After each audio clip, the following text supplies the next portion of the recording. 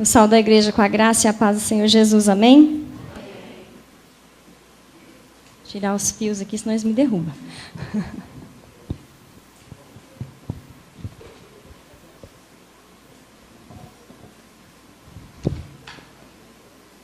Hoje, essa noite, eu quero conversar com a igreja um pouco sobre o papel da mulher.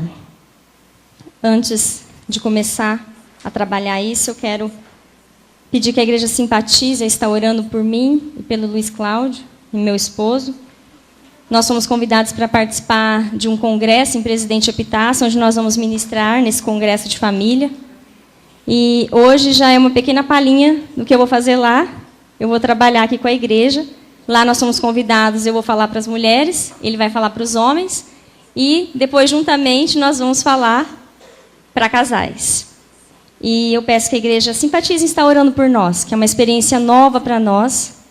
Nós temos nos colocado à disposição do Senhor para nos usar na obra dele, mas cada dia que passa, os desafios são maiores.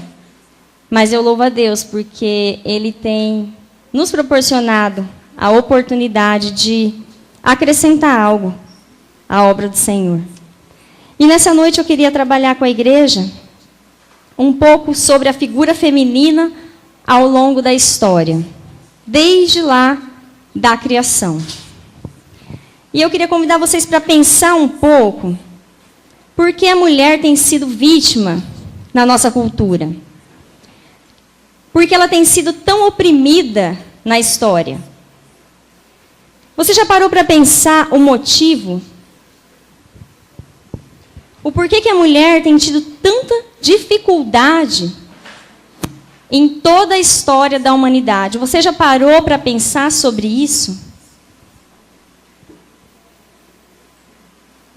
Lá no início, no Jardim do Éden, Adão, Eva, quando a serpente tem aquele diálogo com Eva e Eva decide desobedecer a Deus, porque foi uma decisão de Eva, porque nós somos seres livres para decidir o que nós fazemos ou não com as nossas vidas, e Eva decidiu desobedecer a Deus, foi uma escolha dela. E a partir daquele momento ali, que Eva peca, que Eva desobedece a Deus, a figura feminina fica estigmatizada na sociedade.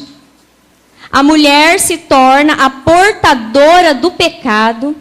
A partir dali, a mulher vai ser aquela que fez o homem cair. É assim que a humanidade vai passar a ver a mulher.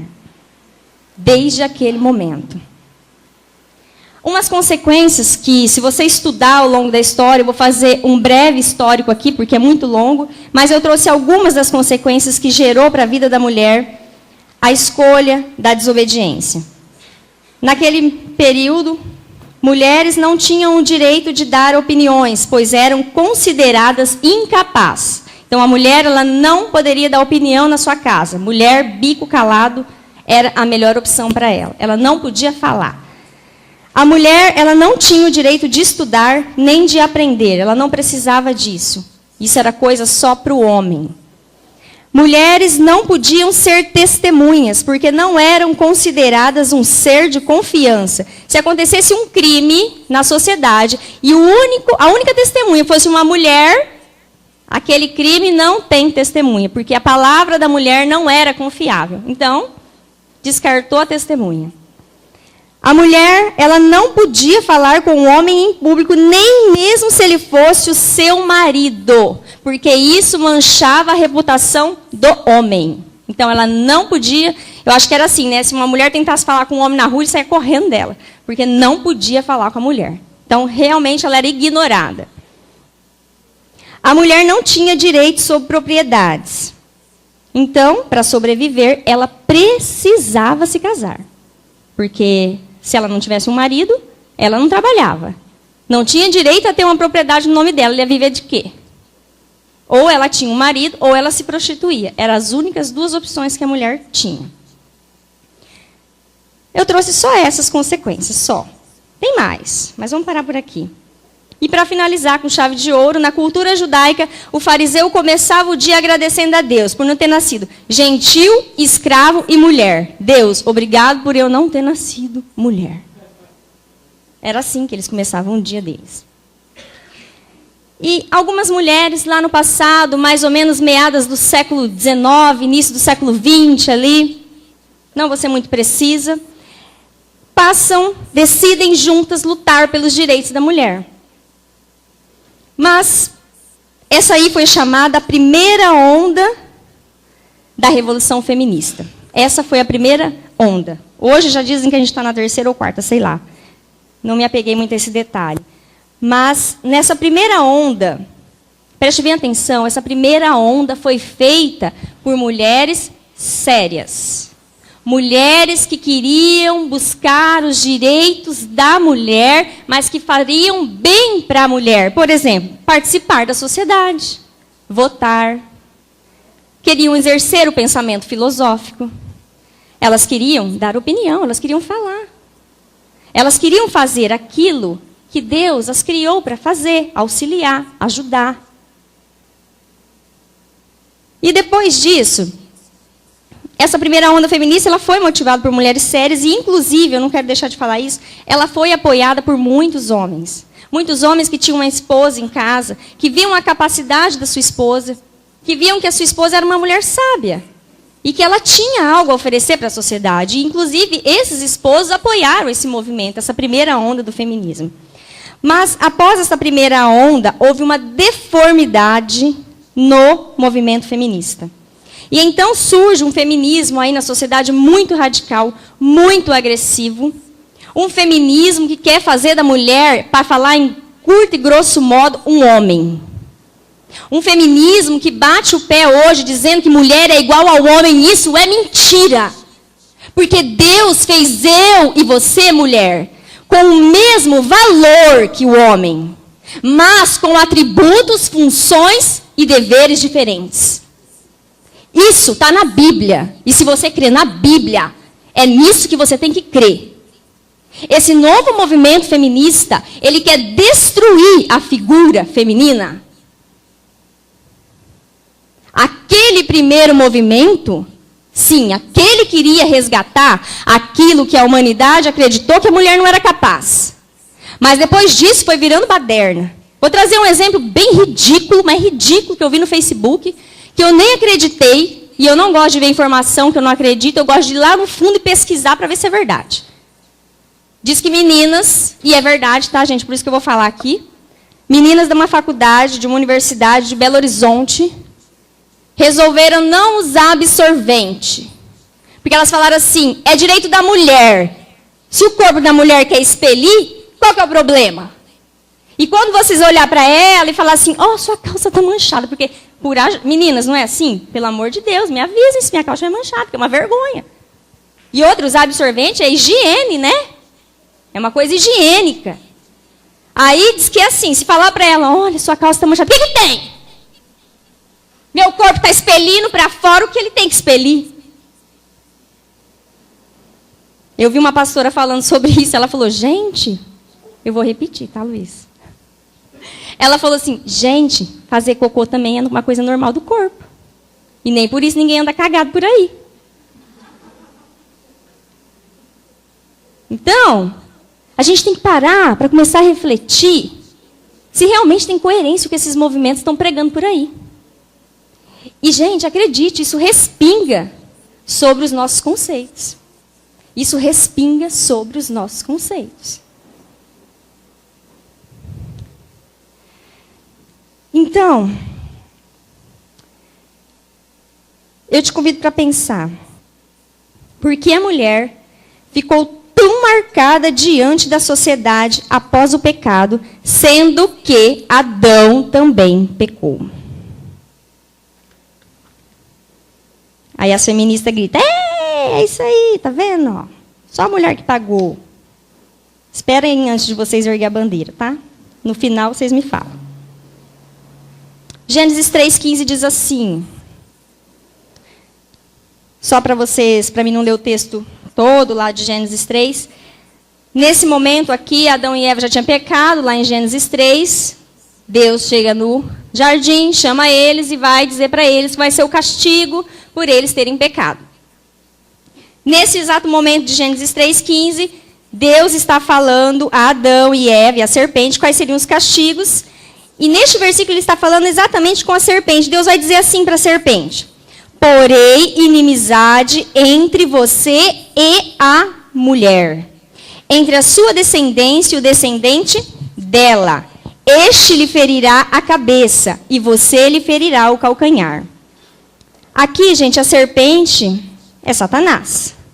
Né? Quando Deus está falando aqui, na figura da serpente, ele está falando com Satanás. Deus está falando com Satanás, ele está dizendo a Satanás o quê? Que a mulher será a fonte da sua destruição. A palavra aqui, inimizade, não vem da palavra inimigo. Preste bem atenção nisso. Tá? Essa palavra inimizade aqui entre o homem, entre a serpente e a mulher, não vem da palavra inimigo. Inimigo é alguém que hoje, você pode ser minha inimiga. E amanhã a gente pode voltar a ser amiga. Mas aqui esse inimigo não é isso. Aqui esse inimigo significa hostilidade irreconciliável. Quando a Bíblia foi escrita no original, esse inimigo significa hostilidade irreconciliável. Um inimigo pode ser temporário. Quem é seu inimigo hoje pode se tornar seu amigo amanhã. Mas Deus põe uma hostilidade irreconciliável entre nós, mulheres, e Satanás. Nunca haverá acordo entre a mulher e Satanás. Deus está falando: Satanás, você e a mulher nunca mais vão concordar. Eva concordou com você aqui hoje, mas a partir de hoje, nunca mais a mulher vai concordar com você. Está aqui, a fonte da sua destruição é a mulher. A maior formadora da sociedade é a mulher. Quem passa mais tempo educando e ensinando os filhos? Não é a mãe? Mesmo que um homem seja homem, ele passou pelas mãos de uma mulher. Se a gente olhar para uma escola, o que tem mais lá? Mais homens dando aula ou mais mulheres dando aula? Mulheres. Então Satanás vai ver na mulher uma grande pedra de tropeço. Deus fala: estou colocando entre você, Satanás, e a mulher uma hostilidade irreconciliável. Nada que você faça, Satanás, nunca vocês irão reconciliar. Mas Satanás é um ser mau, mas não burro. E nós subestimamos a capacidade dele muitas vezes. E aí Satanás já começa a pensar: bom, a mulher é perigosa demais. Então, de hoje em diante, ele diz: eu tenho que oprimi-la. Eu tenho que controlar essa mulher. O que eu posso fazer? Quem eu vou usar para me ajudar a oprimir essa mulher, atrapalhar essa mulher, atrapalhar os meus planos de destruir a humanidade? O homem. Olha que ideia incrível. Aí Satanás começa a usar o homem para oprimir a esposa. Cala a boca, você não fala, você não sabe o que fala. Aí Satanás usa os homens que estão no poder. Só tinha homem no poder. Mulher não tem direito de dar pitaco aqui no governo. Mulher não sabe dar opinião. E então, ele vai usar os homens para nos oprimir. E aí a mulher não vai ter direito de falar. A mulher não vai ter autoridade. Ela não vai ter posição, porque ela é perigosa demais para deixar ela solta. Gente, preste atenção. A pior tragédia na Terra não é a morte. Não é morrer. É viver sem entender o real propósito para o qual Deus criou você. Essa tragédia é muito maior do que a morte. Deus não nos fez mulheres um ser inferior aos homens. Isso é uma mentira que é pregada por Satanás. Ele nunca quis nos oprimir. Pelo contrário, ele usa de forma grandiosa a mulher no plano de salvação. No plano de salvação da humanidade, quem Deus vai usar? Uma mulher. Gênesis 3,16 vai dizer assim, na parte B só do versículo, Deus diz à mulher, seu desejo será para o seu marido, e ele a dominará. Nossa, e as feministas leem isso, elas quase arrancam os cabelos. Fica tudo doida. Mas vamos entender o texto, né? Quando Deus diz aqui que o desejo da mulher será para o seu marido e ele a dominará, Deus aqui não está dizendo que o homem deve oprimir a sua esposa. Tratar ela igual um animal que tranca numa jaula. Igual quando você domina um bicho. Não é isso que esse texto está dizendo. Se a gente olhar para Jesus, em seu ministério, o que Jesus faz com a mulher? Valoriza, cuida, transforma a vida de muitas mulheres. Através das atitudes de Jesus, o que ele vai dizer para os homens naquele contexto em que Jesus está inserido? Porque Jesus, ali naquele contexto, valorizando as mulheres, com as suas ações, ele está dizendo alguma coisa para a humanidade ali. E ele está dizendo ali, olha aqui, homens, vocês não entenderam nada do que eu falei lá em Gênesis 3,16, que vocês iam dominar as suas esposas. Vocês não entenderam o que eu falei. Eu estava dizendo que vocês iam dominá-las, não para vocês não ouvi-las, para vocês maltratá-las, para vocês humilhá-las, para vocês anular todas as qualidades que eu, o próprio Deus, coloquei nela para ela auxiliar você. Não era para você fazer isso. Dominar no original significa, aqui nesse texto, mestre. Mestre. Tá? O marido, a partir de hoje, será o mestre de sua esposa. O homem vai dominar você, mulher. O homem vai ser seu mestre. O homem vai refrear você quando for preciso. Ele vai conter você quando for preciso. É isso que ele vai fazer. Ele está dizendo, a função do homem é cuidar da mulher. Porque onde o Adão estava, que ele não viu com quem a sua esposa estava falando. O que ele estava fazendo, que ele não viu. O que a mulher dele estava fazendo, ele não sabia com quem ela estava dialogando. Gente, só tinha 2 pessoas no jardim. E ele conseguiu perder ela lá.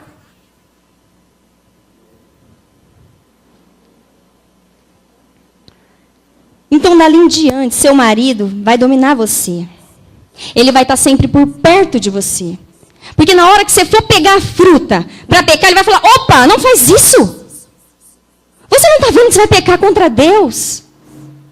Não conversa com essa pessoa, você não está vendo que essa pessoa pode fazer mal para você? É a partir desse dia, o marido vai servir para isso. Não vai ficar lá em casa como uma estátua que não presta para nada. Ele está lá para cuidar da mulher.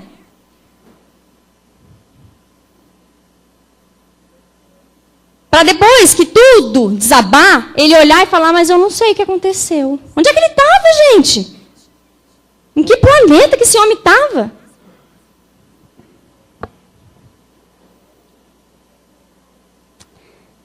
Em seu ministério, Jesus fez a primeira revolução feminista. Então, lembra da primeira onda que eu falei? Não é a primeira. Isso não é invenção humana. Jesus valorizou a mulher. A Bíblia fala que não há nada novo. E não há mesmo. Porque Jesus fez a primeira onda feminista, dando valor às mulheres em uma sociedade onde se agradecia por não ter nascido mulher. E nessa mesma sociedade, Jesus vai reinserir a mulher. Ele foi o primeiro a levantar a bandeira da figura feminina. Ele, o próprio Deus. O pecado entra no mundo através de uma mulher. A salvação entra no mundo através de uma mulher. E ao longo do ministério de Jesus, mulheres vão dar suporte ao seu ministério. Ele ensina mulheres, ele ouve mulheres, ele cura mulheres. Quando ele ressuscitou, ele aparece primeiro a uma mulher. Aquela mesma mulher, em uma sociedade que não servia como testemunha, é aquela que ele aparece para ela servir de testemunha.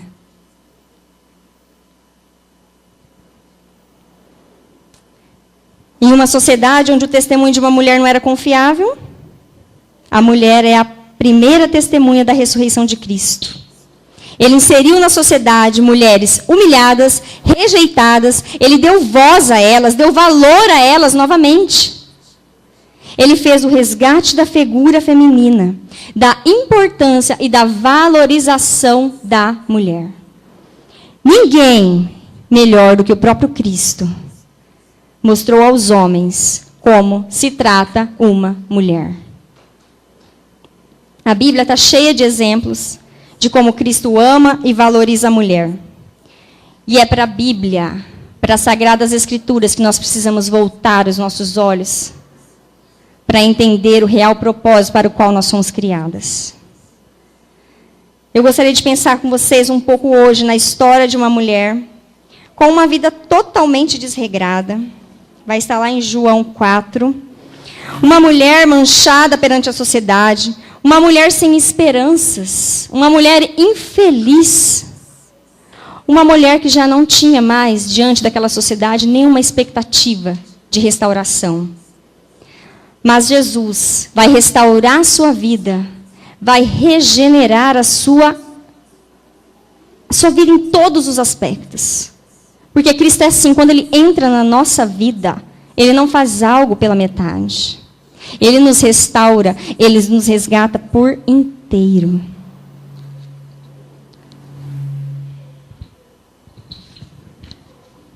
João 4, de 1 a 18. Eu vou ler numa versão um pouco diferente, acredito, da igreja. Os fariseus ouviram falar que Jesus estava fazendo e batizando mais discípulos do que João. Embora não fosse Jesus quem batizasse, mas os seus discípulos. Quando o Senhor ficou sabendo disso, saiu da Judeia e voltou uma vez mais à Galileia. Era-lhe necessário, fixem essa palavra, era-lhe necessário passar por Samaria. Assim chegou a uma cidade de Samaria, chamada Sicar, perto das terras que Jacó dera a seu filho José. Havia ali o poço de Jacó. Jesus, cansado da viagem, sentou-se à beira do poço. Isso se deu por volta do meio-dia. Nisso veio uma mulher samaritana tirar água. E disse-lhe Jesus: dê-me um pouco de água. Os seus discípulos tinham ido à cidade comprar comida. A mulher samaritana lhe perguntou: como o Senhor, sendo judeu, pede a mim, uma samaritana, água para beber? Pois os judeus não se dão bem com os samaritanos. E Jesus lhe respondeu assim: se você conhecesse o dom de Deus e quem está pedindo água, você lhe teria pedido e dele receberia água viva. Disse a mulher: o Senhor não tem com que tirar água, e o poço é fundo. Onde pode conseguir essa água viva? Acaso o Senhor é mais do que o nosso pai Jacó, que nos deu o poço, do qual ele mesmo bebeu, bem como seus filhos e seu gado? Jesus respondeu: quem beber desta água terá sede outra vez, mas quem beber da água que eu lhe der nunca mais terá sede. Ao contrário, a água que eu lhe der se tornará nele uma fonte de água a jorrar para a vida eterna. A mulher lhe disse: Senhor, dê-me dessa água, para que eu não tenha mais sede, nem precise voltar aqui para tirar água. Ele lhe disse: vá, chame o seu marido e volte. Aí ela diz: eu não tenho marido, respondeu ela. Disse-lhe Jesus: você falou corretamente, dizendo que não tem marido. O fato é que você já teve 5. E o homem com quem agora vive não é o seu marido. O que você acabou de dizer é verdade.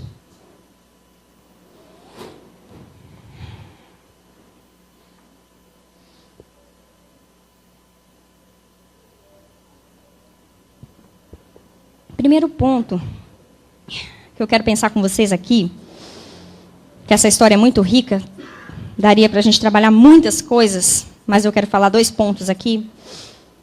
Que Jesus rompe barreiras para realizar o propósito que é necessário. Jesus rompe barreiras para realizar o propósito que é necessário. Aqui, exatamente nesse texto dessa mulher, Jesus vai romper 2 barreiras. A primeira barreira que ele vai vencer aqui é a barreira cultural. Lembra que um homem não podia falar com uma mulher em público? Era meio-dia e Jesus falou com essa mulher em público. Jesus não se importou que a sua imagem, a sua reputação pudesse ficar manchada por ele estar falando com uma mulher. E uma mulher que ele já sabia que tinha uma reputação duvidosa. Mas ele não se importou com isso. Porque era necessário ele falar com essa mulher. Segunda barreira que ele rompe é a barreira racial.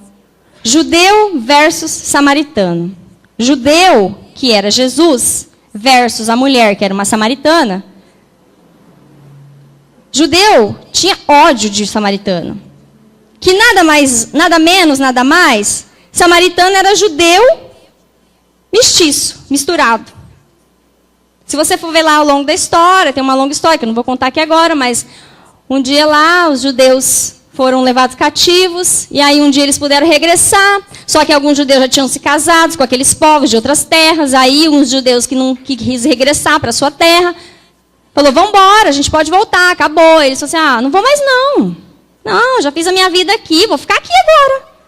E aí ele fala, então tá bom, então agora a partir de hoje, vocês são imundos, porque vocês não querem voltar para a nossa terra, a terra de Deus.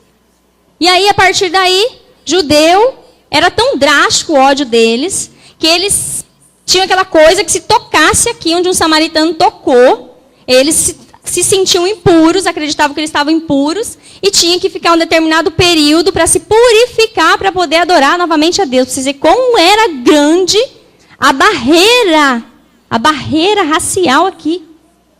E Jesus não se importou com isso. E Jesus cresceu, uma criança judeu. Provavelmente ele foi ensinado que ele não podia chegar perto de samaritano, que ele ia ficar imundo, ia ficar em trevas. Mas ele não se importou com isso, porque era importante. Era necessário ele ter aquele encontro com aquela mulher. Para realizar o que era necessário na vida dessa mulher, Jesus precisa romper barreiras. No verso 4 diz que era necessário que Jesus passasse por Samaria. Note que a Bíblia é muito enfática em dizer necessário. Ela não diz que era uma opção. Porque se Jesus quisesse contornar Samaria, que era o que a maioria dos judeus faziam, porque eles não tocavam onde o samaritano tocava, eles davam a volta. Eles não entravam ali em Samaria. Mas a Bíblia fala aqui no versículo 4 que era necessário que Jesus passasse por Samaria. Vontade é algo diferente de necessidade. Vocês concordam comigo? Vontade é uma coisa que dá, se não tem jeito, ela passa. Mas necessidade não é algo que a gente pode deixar para lá. Necessidade é algo inevitável. Qual era a missão de Jesus? Salvação. Não era isso? Para isso que Jesus veio, para nos trazer salvação? Então era inevitável que Jesus se aproximasse daquela mulher, tivesse um encontro com ela, porque através da vida daquela mulher, através da transformação que ele ia fazer na vida daquela mulher, uma cidade inteira ia ver através da vida dela o que Jesus é capaz de fazer.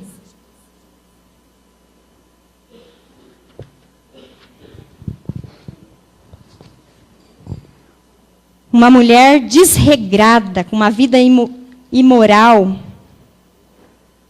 Uma mulher que até as outras mulheres a desprezavam na sociedade. Uma mulher que já tinha tido 5 casamentos. Se você hoje assusta quando ouve alguém dizer que já se casou 5 vezes, você imagina naquele tempo? E vamos pensar que não era opção dela se separar, tá? É o marido que podia devolver a mulher por qualquer coisa. A mulher não tinha direito. Quer dizer que essa mulher já tinha sido devolvida 5 vezes. 5 rejeições.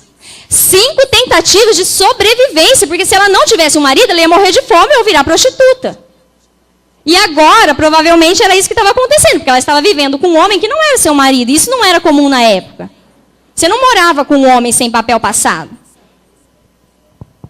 Então, uma mulher com uma vida dessas, que quando ela passava na rua, nem as mulheres queriam falar com ela, vai ter a oportunidade de ter sua vida transformada, de ter sua vida restaurada, porque Jesus faz o que é necessário. E eu quero fazer para você essa pergunta, para você que é mulher. Quais são as barreiras que nós, mulheres, temos necessidade de romper hoje em nossa cultura, para termos o nosso papel resgatado em nossa sociedade, onde a família não é mais a prioridade? O que nós, mulheres, precisamos fazer para romper com uma cultura que a família não é mais prioridade? Hoje nós estamos assim, nós falamos assim, a sociedade está um caos, né? Nossa, a sociedade está horrível. Você viu quanta gente desonesta lá no governo? Tudo ladrão. Se jogasse uma bomba lá, acabava o problema. Deixa eu contar uma coisa para vocês. Sabe o que é a sociedade? É o derramar da minha e da sua família. A primeira escola da nossa vida é a nossa casa. O primeiro professor da nossa vida são os nossos pais. O lugar onde a gente aprende, que a gente respeita o professor, é na nossa casa. O lugar onde a gente aprende que uma mulher a gente ama e um homem a gente respeita, é na nossa casa. O lugar onde a gente aprende se Deus tem ou não valor é na nossa casa. E aí a gente pega, senta e fica, nossa, olha esse mundo, se jogar uma bomba no governo, tá tudo resolvido. Não tá, porque vai encher de porcaria de novo. Porque é assim que o mundo tá. Porque a nossa casa deixou de ser a escola. Porque a nossa casa, a nossa família, deixou de ser a nossa prioridade.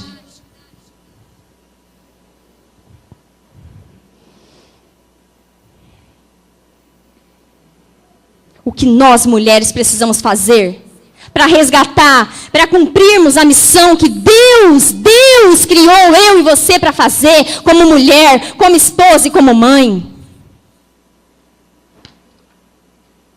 Eu não estou dizendo, mulher, que você não pode trabalhar, que você não pode estudar, que você não pode ter uma carreira. Mas eu estou dizendo que se essas coisas forem uma prioridade da sua vida, a sua família vai sufocar. A sua família não vai encontrar oxigênio para sobreviver. Ela estará com os dias contados. Eu não sei se alguém aqui já teve falta de ar, mas eu já tive. É algo terrível. É uma agonia. Se você der 2 passos, o ar diminui. Você não consegue fazer nada. É algo horrível que sufoca. Você não consegue deitar, você tem que dormir sentado. É algo terrível. Quem já teve sabe disso. E eu vejo hoje a nossa sociedade sufocando. Ela não está conseguindo respirar mais. As nossas famílias, elas estão sufocadas. Elas estão buscando o oxigênio, mas não acha. Porque o que é necessário, respirar para nós sobrevivermos, é algo que é necessário, não é?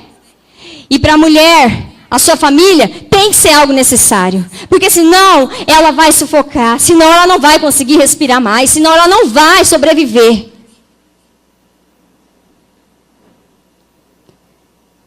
Mulheres, Deus nos criou para fazer, para cuidar das nossas famílias. Mas as nossas prioridades mudaram. E todas as famílias, todas as pessoas vão pagar por isso. O homem, ele lidera pela palavra. E a mulher lidera pela influência. Através das nossas ações, nós lideramos as pessoas. Nós não precisamos nem falar para liderar. Olha só que bicho doido que é a mulher. Ela não precisa falar. Só com o que ela faz, só com a forma como ela se comporta, ela consegue exercer liderança. O que nós temos demonstrado para os nossos filhos? Para os nossos maridos? Para a nossa sociedade? Para os nossos amigos? O que nós temos mostrado com as nossas ações? Que a nossa carreira é mais importante que os nossos filhos? Que as nossas realizações pessoais são mais importantes que os nossos relacionamentos? Não importa quem eu vou atropelar, não importa quem eu vou deixar pelo caminho, mas eu vou alcançar o que eu quero alcançar.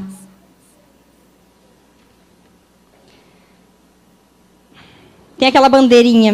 Não precisamos de homens. Homem é tudo igual. Homem não presta. Eu fico doida, gente, mas é doida quando eu vejo uma mãe na frente dos filhos falando que homem não presta. Pelo amor de Deus, se teu homem não prestou, teu filho vai virar um homem um dia, tua filha, Deus queira que ela encontre um homem um dia. E aí ela está crescendo, ele está crescendo ouvindo que homem não presta. Que homem é tudo igual. Presta atenção no que você está falando.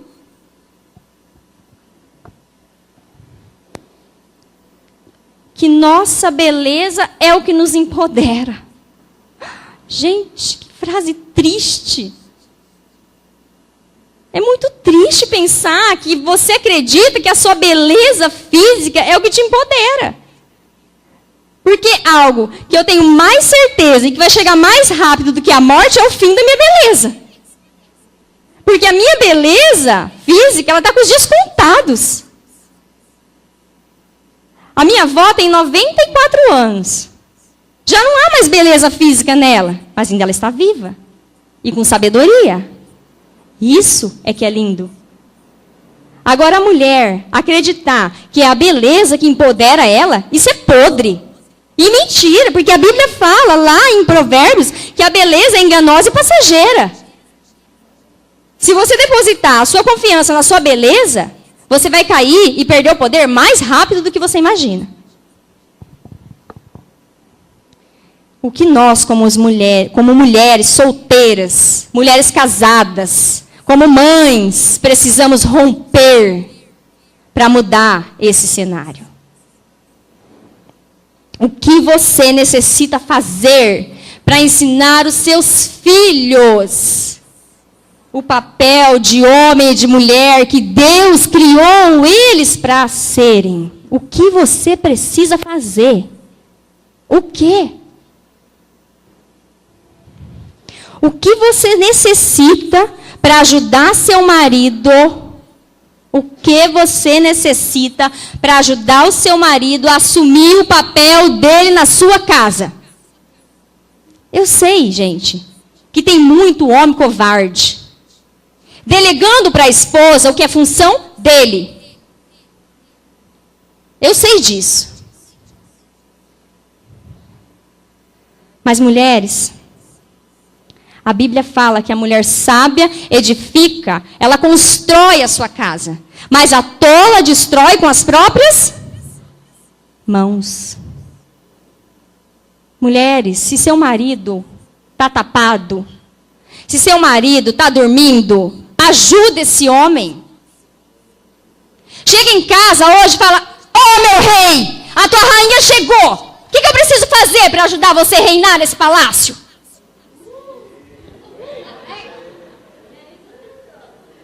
Gente, homem precisa de respeito. Mas as mulheres estão vindo feito um trator. O homem não sabe o que fazer. Gente, os homens estão assustados. Eles não sabem como lidar. Vocês já pararam para pensar comigo? Faz pouco tempo, gente, que a mulher está votando. Faz pouco tempo que a mulher está trabalhando fora. Quando eu, por exemplo, nasci, minha mãe não trabalhava fora. Meus filhos já nasceram numa realidade que eu trabalho fora. Gente, os homens estão assustados. Eles falam, gente, o que eu faço com essa mulher? Parece uma doida, não sei o que falar com ela. Eu vou falar, ela já está falando, não consigo nem falar. Ajuda esse homem aí. Fala para ele, meu homem, vamos.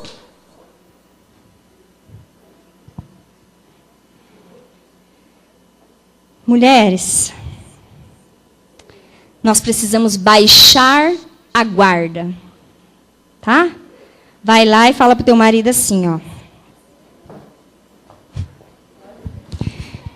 Eu não sou sua rival, sou sua parceira.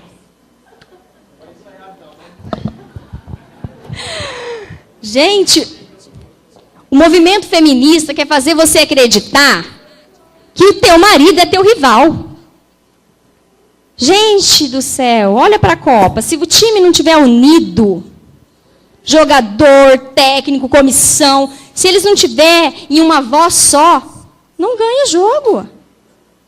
Aí fica marido e mulher, puxa a corda para cá, puxa a corda para lá, puxa a corda para cá. Quem vai ganhar? Ninguém. Você já prestou atenção que quando você está brigando com seu marido ali, você puxa para cá, ele puxa para lá, você também está perdendo esse jogo.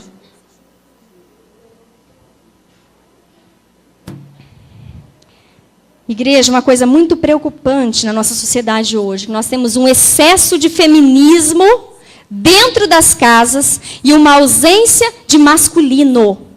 E isso causa uma confusão na sexualidade, no desenvolvimento da criança e do adolescente.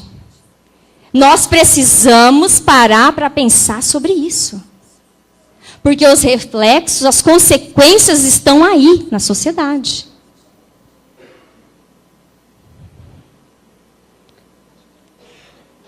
Leve essa pergunta para sua casa. O que nós, mulheres, precisamos romper na nossa cultura? Segundo e último ponto para trabalhar com vocês hoje. Precisamos conhecer o Deus a quem servimos. Precisamos conhecer o Deus a quem servimos. Jesus responde à mulher lá no versículo 10 do capítulo 4. Se você conhecesse o dom de Deus e quem lhe está pedindo água, você lhe teria pedido e ele lhe teria dado água viva. Sabe o que ele está dizendo? A mulher, se você conhecesse e entendesse o que eu, Cristo, posso fazer na sua vida, você me pediria água. Se você me conhecesse,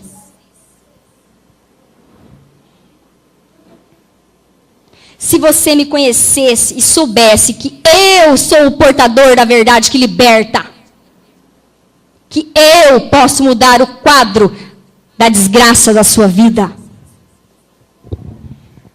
E eu pergunto para você, não responde em voz alta, responde para você, porque a pergunta, assim a sua resposta vai ser mais sincera. Você conhece Deus? Você tem certeza que você conhece Deus? Você conhece Deus de andar com Ele ou de ouvir outras pessoas falar sobre Ele? Você conhece um Deus que faz milagre ou você já viveu o milagre dele na sua vida? Você conhece um Deus que falam que é bom, que fez bondades e faz bondades, ou você já viveu a bondade desse Deus na sua vida? É desse conhecer que eu estou perguntando?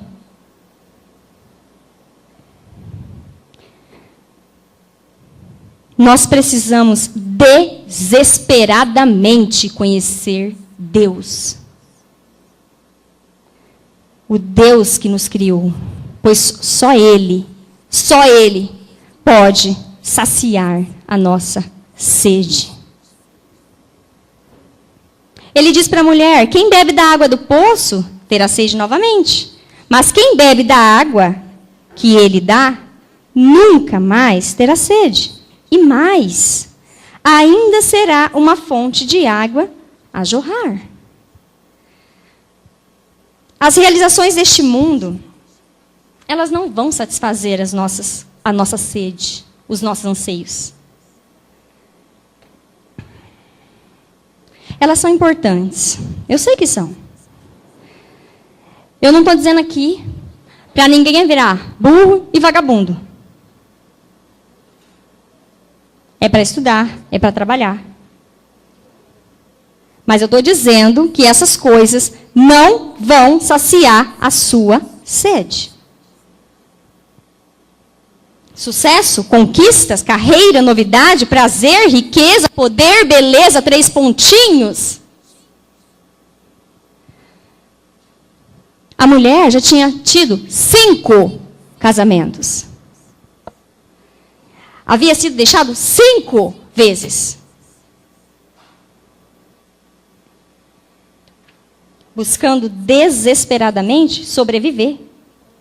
Ser amada. Ser cuidada. Mas nada saciava a sua sede. Nunca. As suas tentativas não davam certo. E Cristo vem oferecer a essa mulher a solução. Queridos, a mulher foi criada para ser cuidada, para ser amada. A mulher não é fraca, mas a mulher precisa ser cuidada. A mulher precisa ser amada. Mulheres, nós precisamos aprender a deixar que cuidem de nós. Porque nós não sabemos fazer isso. Nós pegamos tudo. Quando o nosso bebê nasce, a primeira ligação do bebê é com a mãe. Depois ela fica no seio da mãe. Mãe, você precisa abrir para esse pai entrar. Você precisa direcionar essa criança para a autoridade desse pai.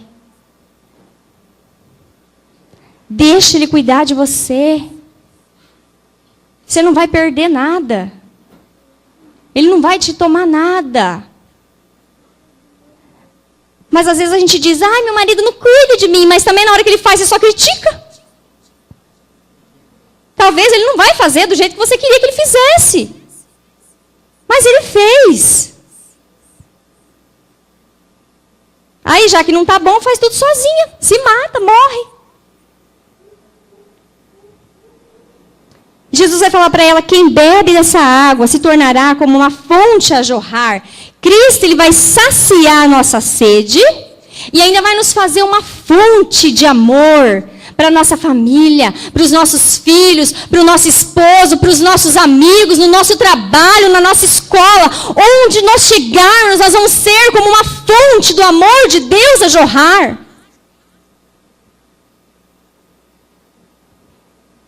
As suas palavras, as suas ações, os seus pensamentos, as suas mãos, os seus olhos, tudo será direcionado por esse amor.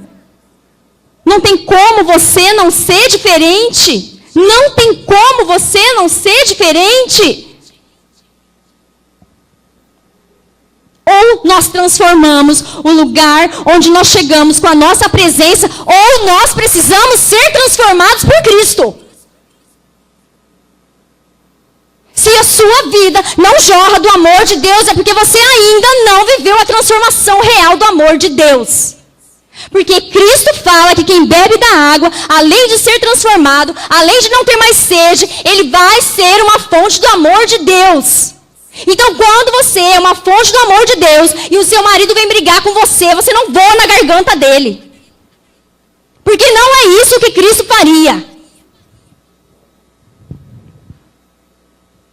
Você não vai tratar ele da mesma forma medíocre que ele está te tratando. Porque você é diferente. Não porque você é melhor, mas que você foi lavado pelo sangue de Cristo.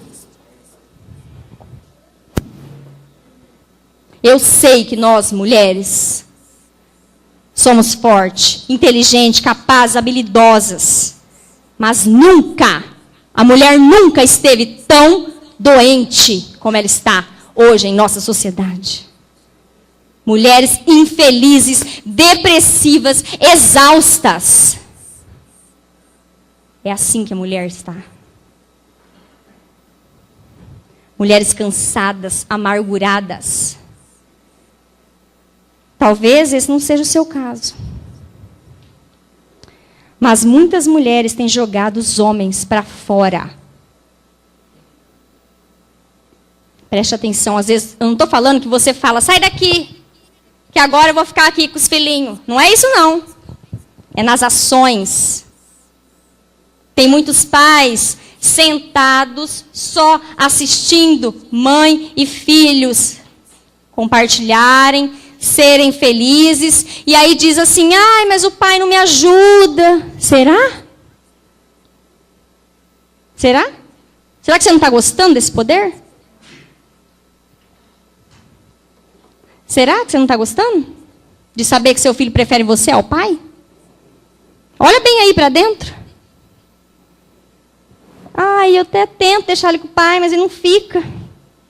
Será que você tem ajudado mesmo esse pai a se adaptar com essa criança? Com esse filho? Porque eu vejo a mulher gostando desse poder. Gostando até demais.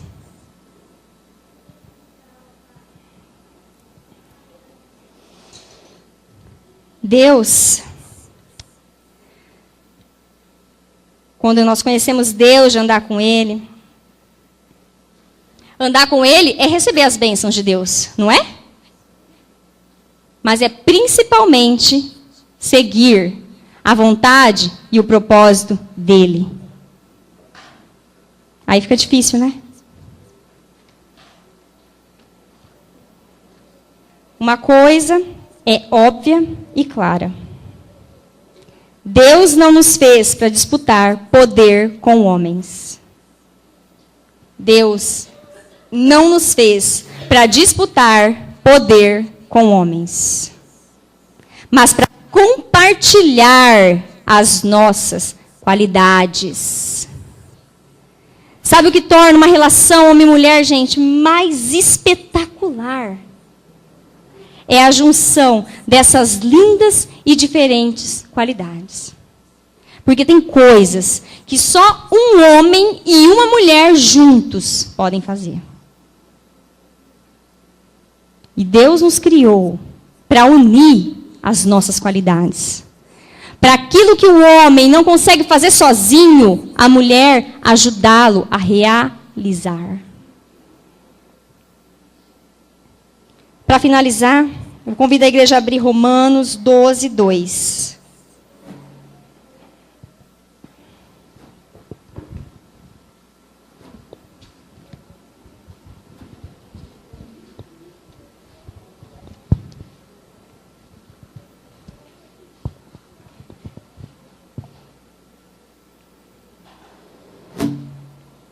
Se a igreja tiver encontrado, pode ler, por favor.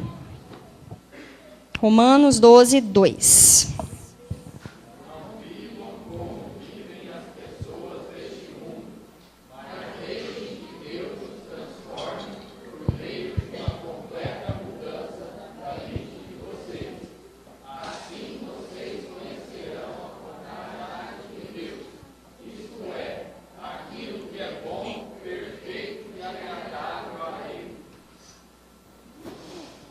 Na minha versão diz, não se amoldem ao padrão deste mundo.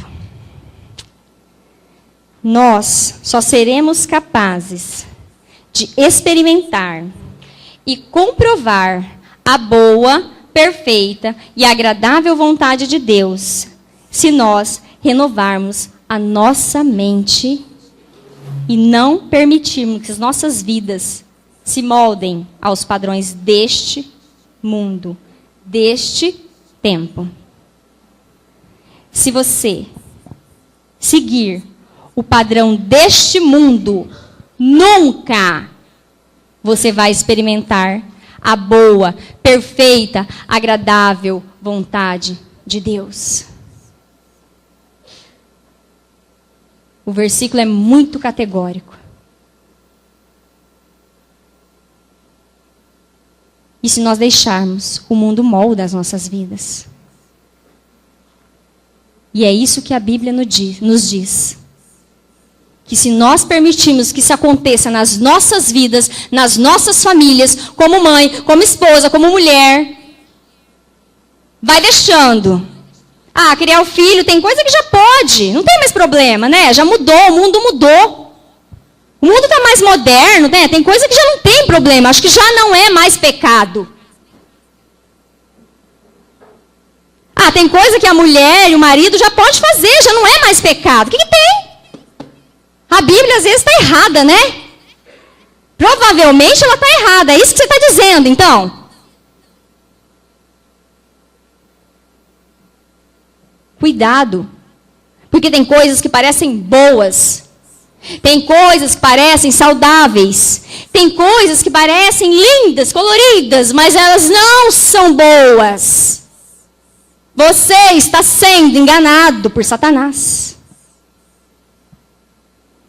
E o único jeito de nós reconhecermos e não cairmos nessas armadilhas é nos voltando para Deus. Ah, Marcela, como é que eu faço então para mim não me moldar? Olha, faz o que eu fiz.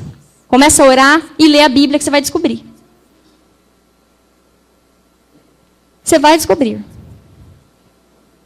Porque Deus me orienta no meu dia a dia, porque eu busco Ele. E eu não posso fazer isso por você. Isso é uma coisa, é uma escolha pessoal. Que nós, cada um de nós, precisamos fazer. E não se esqueça que a Bíblia é a mesma ontem, hoje e para sempre. Ela não vai mudar. Ela não mudou e ela não mudará. Você pode até mudar. Pode até ficar com o formato desse mundo. Mas a Bíblia não vai mudar. E se você ficar com o formato desse mundo, você não vai experimentar a boa, perfeita e agradável vontade de Deus. Amém? Vamos orar? Pedindo a Deus a direção nas nossas vidas. Senhor Deus e Pai, eu te agradeço pela oportunidade de estar aqui na sua casa, falando do seu amor, falando do que o Senhor pode fazer nas nossas vidas, podendo ver na tua palavra quão bom o Senhor é, quão disponível o Senhor é para nós. O Senhor está aqui, presente entre nós, oferecendo água viva, água da fonte, água que pode mudar, que pode regenerar, que pode transformar a nossa vida, que pode transformar as nossas vidas, usando as nossas vidas para transformar outras vidas. Senhor, restaura a figura feminina. Eu não posso mudar uma sociedade, mas eu posso mudar a minha vida com o Senhor. E se cada mulher que reconhecer a importância dela em sua casa, a importância dela na vida dos seus filhos, a importância dela na vida do seu marido, a importância dela na sociedade, Senhor, nós teremos sim muitas vidas melhores, Senhor. Trabalha no meio do teu povo, revela, Senhor, aquilo que a gente faz que é pecado, Deus, mas que nós já não percebemos mais, porque já cauterizou o nosso coração, Senhor, tem misericórdia de nós. Nós não merecemos o teu amor, nós não merecemos a tua graça, nós não merecemos a tua bondade, nós somos como aquela mulher que vivemos tentando, em uma vida imunda de pecado, Senhor, mas o Senhor não se importa, o Senhor morreu por nós naquela cruz, olhou para nós quando nós nem ao menos queríamos saber do Senhor, ó Pai, O Senhor é maravilhoso nas nossas vidas. O Senhor está aqui, pronto para nos perdoar, para nos regenerar, para nos transformar para o louvor da sua glória, Senhor. Que eu não viva nesse mundo para ser feliz para mim, Senhor, mas para fazer o seu nome ser grande, Senhor. Que as famílias, Senhor, possam viver em união, ó Pai, não para serem felizes de uma forma pessoal, mas para glorificar, Senhor, o teu nome nessa sociedade, ó Pai. Que nós, como pais e mães, nós venhamos reagir, ó Pai, em prol dos nossos filhos, ó Pai. Desperta as nossas mulheres, mulheres fortes, ó Pai, mas que permitam, Senhor, ser cuidadas, ó Pai, serem amadas. Senhor, muito obrigado, porque o Senhor um dia nos fez e nos deu a chance de viver. Viver. Obrigado, Senhor, por eu ter nascido mulher. Obrigado pelo direito que o Senhor nos deu de ser mães, desse dom tão lindo, Senhor. Que nós não façamos com ele algo negativo, Senhor, mas que nós possamos criar filhos, Senhor, para viver para a tua glória, Senhor. Continue abençoando a tua igreja, cada um que está aqui presente hoje, Senhor. Cada família, cada homem, cada mulher. Que cada um, Senhor, possa voltar o seu coração para o Senhor, ó Pai. Te buscando em espírito e em verdade, ó Pai. Que não seja uma busca falsa, que não seja uma busca mentirosa, ó Pai. Essa é a minha oração, Senhor. Desperta o teu povo que dorme. Em nome de Jesus. Amém. Tem horas que eu não sei como orar. Que eu sento e começo a tentar orar e eu me sinto muito incrédula. Por às vezes parecer que eu estou sozinha ali. E eu sinto que esse é o desejo de Satanás. Calar minha boca. Ele quer que eu me sinta sozinha ali, para mim não derramar meu coração na presença do Senhor. E quando eu estou assim, eu canto aquela música, Fala Comigo. Só aquele pedacinho do coro. Fala comigo, fala, Senhor.